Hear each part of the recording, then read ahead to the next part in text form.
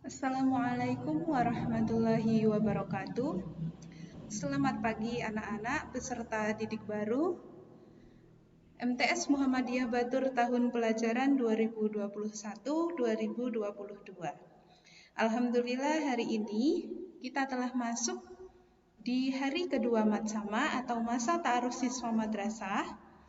Semoga semuanya masih dalam keadaan sehat dan selalu dalam lindungan Allah Subhanahu wa Ta'ala. Hari ini hari kedua, semoga anak-anak masih tetap semangat dan masih terus semangat sampai besok di hari ketiga, hari terakhir Matsama. Nah, Bu Guru di sini akan menyampaikan perihal atau terkait dengan tata tertib siswa MTS Muhammadiyah Batur. Apa saja yang akan dibahas di sini, nanti Bu Guru jelaskan, tapi sebelumnya silahkan sembari dibuka buku tata tertib yang sudah dibagikan oleh Bapak Ibu Guru di masing-masing, kemudian sambil diperhatikan. Karena di sini nanti Bu Guru akan menjelaskan poin-poin pentingnya saja, dan untuk lebih jelasnya silahkan nanti bisa dibaca di rumah bersama orang tua, agar kalian lebih memahami tata tertib siswa di MTS Muhammadiyah Batur itu seperti apa. Sebelum Bu Guru menjelaskan, Bu Guru akan memperkenalkan diri. Yang pertama, nama saya Mustafidah. Kemudian alamat saya ada di Sumberjo, RT 1 RW 2. Saya lahir di Banjarnegara 19 September 1997. Nah, di MTS sendiri Bu Guru mengampu mata pelajaran bahasa Inggris dan TIK atau Teknologi Informasi dan Komunikasi. Ini sekilas tentang data diri saya. Selanjutnya, peraturan yang pertama atau tata tertib yang pertama, ini terkait dengan pakaian seragam siswa MTS Muhammadiyah Batur. Untuk pakaian seragam wajib sendiri, itu ada 4 macam. Yang pertama, itu untuk hari Senin dan Selasa, siswa memakai seragam OSIM yang berwarna putih biru, lengkap dengan jas alma mater, serta mengenakan kaos kaki warna putih. Kemudian seragam kedua yaitu seragam batik yang digunakan pada hari Rabu sampai Kamis sebagai seragam identitas sekolah dan juga mengenakan kaos kaki berwarna putih. Seragam ketiga, seragam wajib ketiga ada seragam Hizbul Waton. Nah, ini dikenakan pada hari Jumat sampai Sabtu, lengkap dengan syal HW dan kolongnya. Kemudian memakai kaos kaki berwarna hitam. Untuk seragam wajib keempat sendiri sebenarnya ada seragam olahraga, yaitu dipakai pada saat kegiatan olahraga seperti itu. Kemudian untuk aturan pemakaian seragam sendiri, siswa tidak diperkenankan memakai jaket di dalam kelas kecuali pada saat kondisi tertentu, misalnya sedang sakit atau kondisi yang sedang tidak memungkinkan atau cuacanya sedang tidak memungkinkan seperti itu. Nah, kemudian memakai sepatu hitam bertali dan talinya pun harus berwarna hitam juga. Nah, untuk lebih jelasnya, ini ada contoh sepatu, model sepatu yang ini diperbolehkan untuk dipakai ke sekolah. Boleh ada warna putih list sedikit di bagian bawah, tapi tidak mendominasi. Dominasi tetap hitam. Ini juga boleh, ini termasuk sepatu yang dibenarkan sesuai aturan sekolah. Boleh, yang ini yang salah. Kenapa? Karena ini adalah sepatu flat shoes, tidak bertali, dan juga ini tidak diperkenankan dipakai ke sekolah pada saat jam pembelajaran biasa, ya. Boleh dikenakan apabila di luar KBM, misalnya sedang ada kegiatan di luar atau di luar jam pelajaran seperti itu, di luar jam sekolah. Juga termasuk sepatu yang salah. Kenapa? Karena di sini talinya berwarna putih bukan hitam. Jadi antara sepatu dan tali harus berwarna hitam semuanya. Ini juga salah. Kenapa salah? Karena tidak bertali, walaupun berwarna hitam tapi tidak bertali. Sekali lagi, ini boleh digunakan pada saat kegiatan di luar sekolah. Misalnya jalan santai di luar, ada kegiatan jalan santai, boleh mengenakan sepatu yang ini. Tapi untuk pada saat KBM, tidak diperkenankan memakai sepatu model seperti ini, seperti itu. Kemudian ketentuan untuk siswa laki-laki. Yang pertama, baju tidak boleh terlalu sempit dan harus wajib dimasukkan, tidak boleh dikeluarkan. Celana tidak robek dan tidak ketat. Kemudian, celana dan lengan baju tidak boleh digulung. Memakai ikat pinggang dari sekolah. Jadi nanti masing-masing siswa akan mendapatkan atribut, ada juga ikat pinggang dari sekolah yang memiliki logo sekolah. Nah, apabila ikat pinggang dari sekolah itu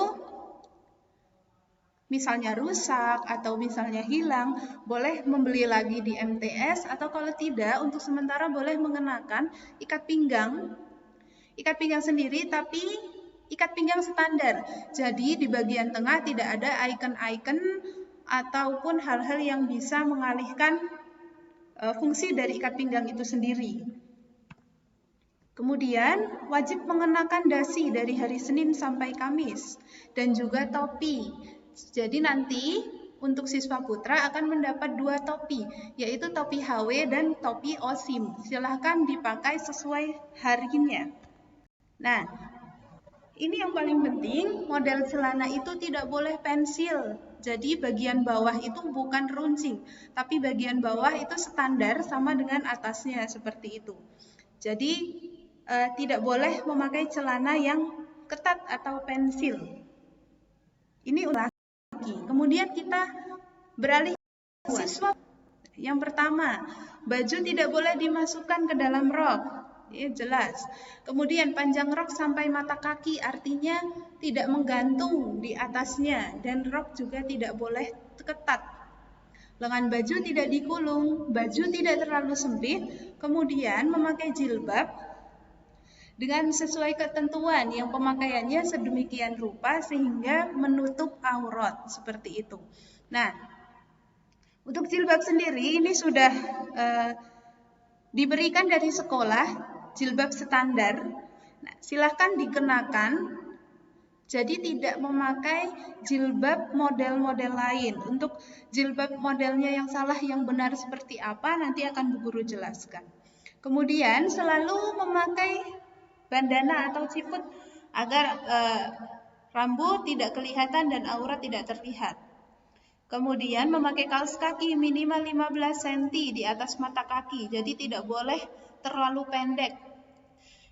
Nah ini, kemudian tidak boleh memakai make up di lingkungan sekolah yang berlebihan, misalnya pakai lipstik berwarna merah, pink, hijau, ungu, dan lain sebagainya, itu dilarang.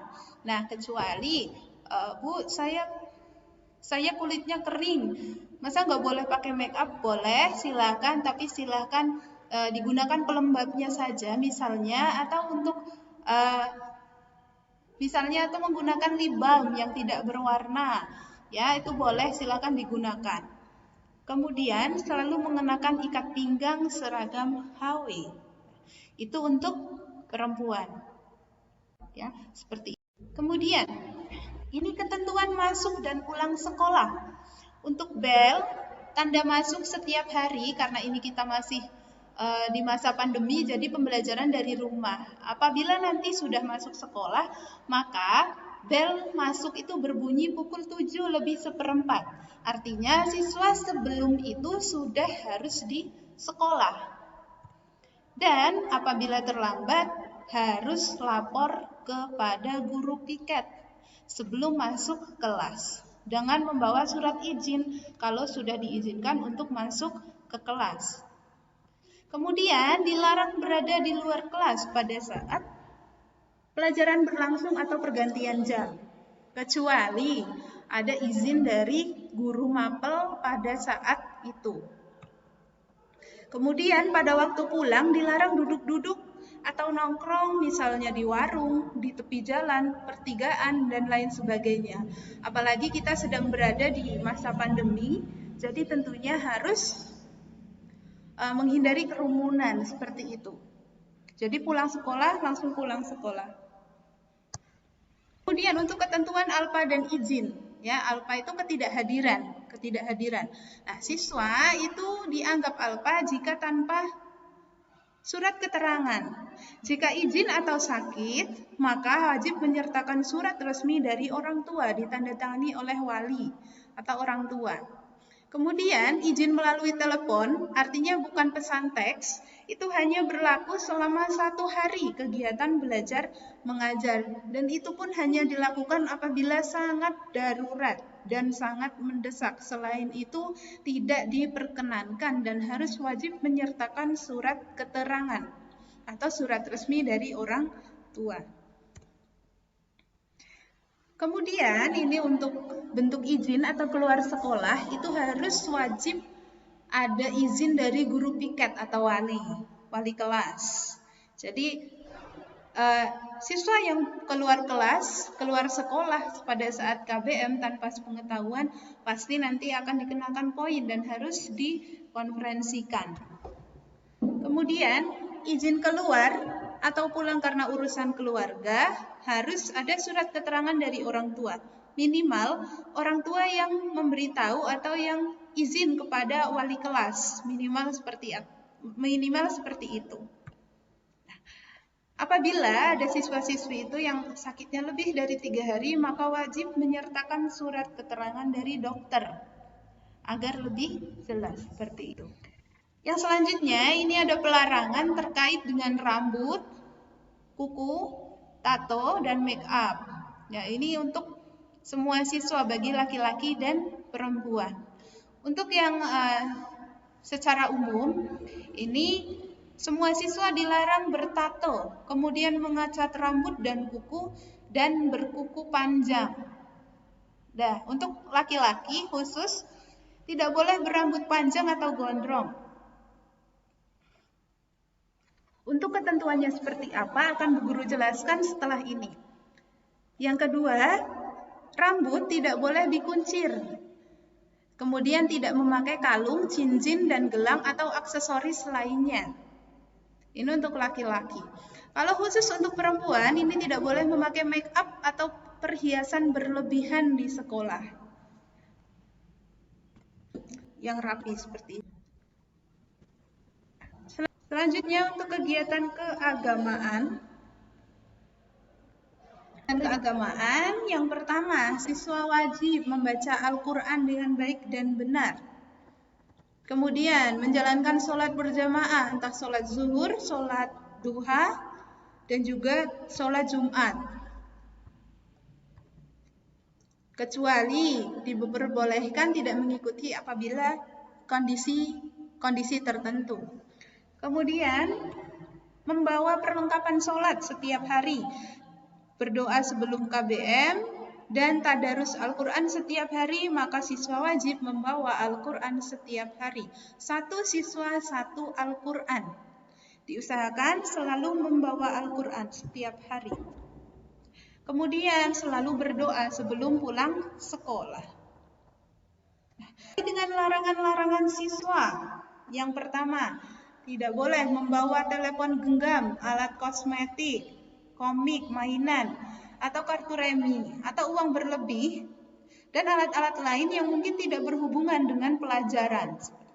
Kemudian dilarang mencoret meja, lantai, pintu, jendela, mencoret papan tulis yang tidak sesuai dengan kepentingan pembelajaran. Jadi tidak boleh merusak fasilitas sekolah.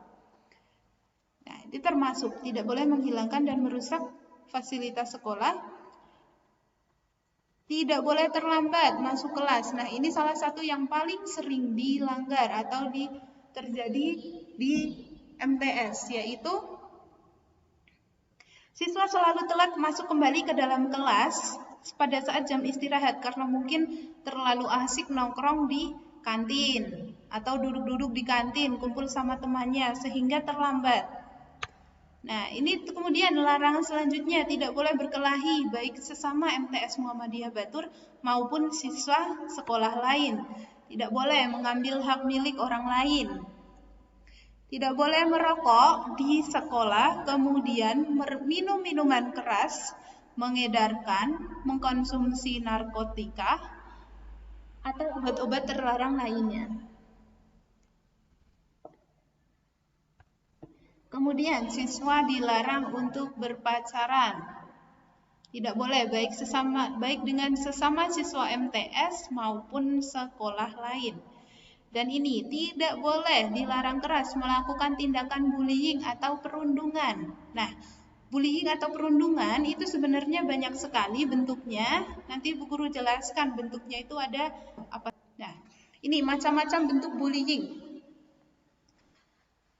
Secara tidak sadar, kita mungkin pernah melakukan tindakan bullying ini kepada teman kita ataupun kepada orang lain. Yang pertama, bullying secara sosial. Artinya, ini tidak secara fisik, tapi dia menyebarkan rumor, ghibah yang tidak pasti kebenarannya pada orang lain, sehingga orang lain merasa terkucilkan misalnya atau terdiskriminasi. Ini termasuk bullying. Kemudian, cyberbullying atau memberikan komentar kasar dan mengancam atau menyakiti hati orang lain melalui internet, di media sosial misalnya, atau misalnya di status, di postingan dan lain sebagainya. Jadi gunakanlah jari kita sebijak mungkin, karena pada saat bermedia sosial, jari kita adalah lisan kita, selalu dijaga. Bentuk yang selanjutnya, ini mungkin kalian sudah paham, ada yang mengerti juga, bullying secara fisik. Nah, ini pasti ada kontak fisik antara dua orang. Ini tidak boleh dilakukan baik secara berkelompok maupun sendirian. Seperti contohnya memukul, menendang, merusak barang, menampar, dan lain sebagainya yang merugikan pihak lain. Nah, ini yang paling sering tidak disadari oleh anak-anak atau orang-orang biasanya. Bullying secara verbal. Jadi tidak dilakukan secara fisik, hanya melalui kata-kata, tapi bisa menyakiti hati orang tersebut. Misalnya, diejek, diteror, kemudian diejek itu bisa berkelompok maupun individu. Individu saja sudah menyakitkan kadang, apalagi berkelompok. Itu kan membuat korban itu menjadi tidak percaya diri, akhirnya dia berkecil hati dan akhirnya dia enggan untuk masuk sekolah. Nah, itu termasuk juga efek yang paling kejam dari yang namanya bullying atau perundungan. Nah, dari larangan-larangan tersebut atau tata tertib tersebut, masing-masing akan mendapatkan poin. Nah, nanti poin itu, setiap poin ada konsekuensinya di akhir. Ini untuk poin terendah, ya, bisa diperhatikan. Membawa HP juga tidak diperkenankan, kemudian ini terlambat juga tidak boleh. Ini untuk poin terendah. Nah, untuk penilaian sendiri ada beberapa kriteria. Penilaian sendiri, siswa itu nanti dinyatakan naik kelas apabila sekurang-kurangnya mempunyai poin C. Jadi poin tidak boleh lebih dari 75. Nah, ini dilakukan setiap periode, setiap tahun. Jadi setiap periode tahun ajaran seperti itu. Jadi diusahakan tidak boleh melebihi 75. Akan sangat baik apabila kurang dari 15. Ini macam-macam pelanggaran yang sering dilakukan. Guru berharap di sini selalu menghindari hal-hal yang dapat merugikan diri sendiri ataupun orang lain. Ya, jalankan sesuai aturan sekolah sehingga juga tidak merugikan pihak lain. Nah, oke, sudah, terima kasih. Hanya itu yang Bu Guru dapat sampaikan terkait dengan tata tertib. Pesan Bu Guru kepada anak-anak semua, silahkan selamat datang di FTS. Semoga kalian bisa belajar dengan nyaman, dengan aman. Ciptakan suasana nyaman dan aman bagi kalian sendiri dan juga orang lain. Karena kalian bertujuan untuk menuntut ilmu dan bersosial, berhubungan sosial dengan temannya, maka ciptakanlah suasana yang nyaman, yang aman bagi kalian dan orang lain, sehingga apa yang kalian tuju itu bisa tercapai.